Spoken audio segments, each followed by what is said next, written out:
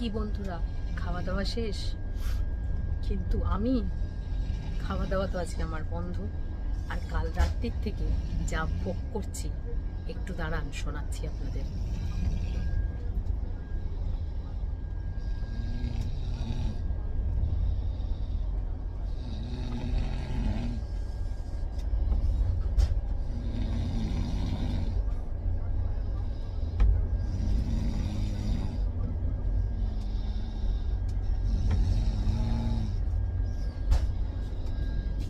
বনের বাঘ বা জঙ্গল ছেড়ে লোকালয়ে এসে একদম ট্রেনে লাফ দিয়ে উঠেছে, আর উঠে ফার্স্ট ক্লাসে চলে এসেছে।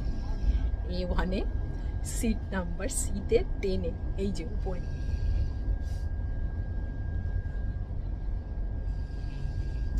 সারা রাত ঘুমোতে দেয়নি, সে যে কি বিশাল গর্জন। এখন দুপুরে খাওয়া শেষ, ঘ ঘ করে নাক ডাকছে।